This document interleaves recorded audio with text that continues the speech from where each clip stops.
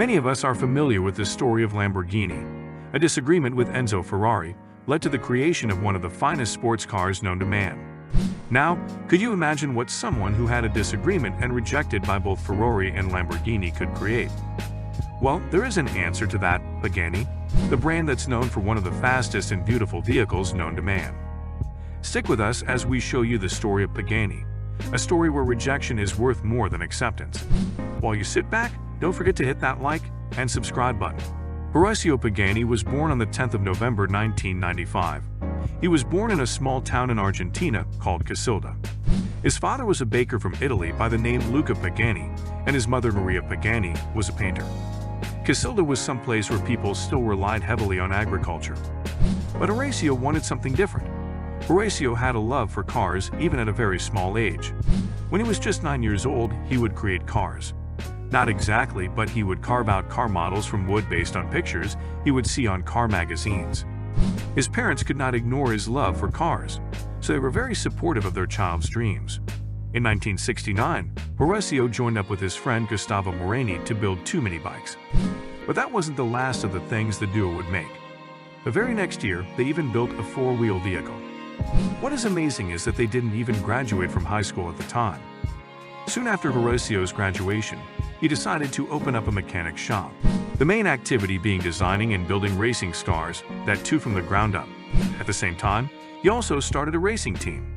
His car was missing just one important component: the engine. To get one, he decided to go to the Renault Argentina headquarters to get an engine. Those at Renault got confused but were later impressed to see someone independently building such an amazing car. A genius like this could never go unnoticed.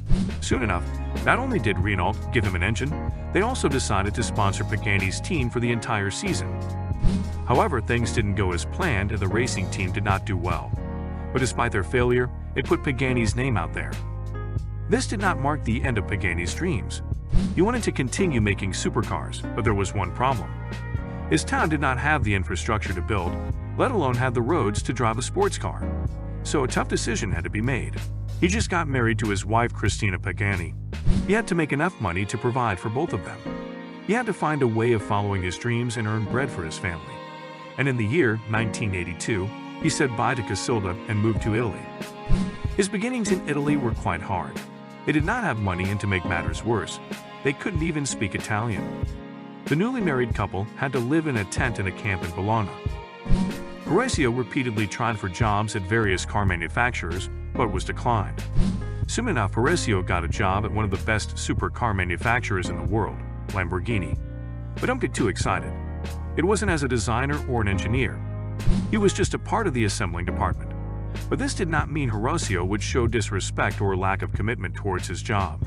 He was always the first to be there and the last to leave. He always paid attention to whatever was going on in and around him.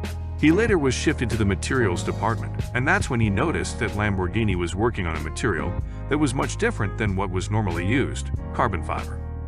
After a few years, the higher-ups at Lamborghini actually realized how gifted Horacio was and eventually gave him a job that he wanted: a designer.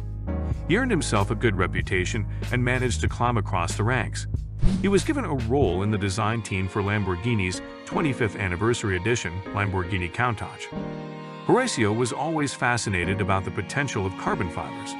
He believed that carbon fiber was the right way to go. He wanted Lamborghini to buy an autoclave so that more carbon parts could be produced, but his idea was rejected. One of the main reasons was because of the rivalry between Lamborghini and Ferrari. Even though Lamborghini wanted to make better cars than Ferrari, Lamborghini insisted that it had to be on the basis that he had the better and more powerful engine, and that the car in its shape and form shouldn't be completely different from his competition. They said that since Ferrari did not make cars out of carbon fiber, neither should Lamborghini. Instead of leaving Lamborghini, he went on to complete his design of the Lamborghini Countach, which is still one of the most iconic Lambos to date. This work gave him a reputation across the car world. Even though Horacio was disheartened by their decision, he did manage to find a way to produce carbon fiber parts. Want to guess how? He went to a bank and took out a loan of $500,000. It was his way of showing that he would not back down on his vision. With this autoclave, he designed and produced another, rather better version of the Countach, which was called the Countach Evolution. The car was built out of carbon fiber aluminum, which was made with his new autoclave by the newly formed composite department. The Countach Evolution weighed about 2,200 pounds, which was around 1,100 pounds lesser than that of the standard Countach. But this still did not gain the reception from Lamborghini that Horacio expected. What was rather surprising at the time was that Ferrari produced the F40, and it was made out of composites. This was more than enough to let Horacio know that his ideas were not welcome there. Horacio soon left Lamborghini and started a consultancy firm called Modena Designs. He had several notable clients, which even included Ferrari. He used the money he made from Modena Designs to fund another project, Pagani Automobili Modena, which he founded in 1992. In 1994, Mercedes-Benz assisted Pagani by providing them with V12 engines for the production of his new car. But it was only 7 years later, in 1999, that Pagani produced his first car. This car was initially named Fangio F1 after Juan Manuel Fangio, the legendary Argentinian race car driver.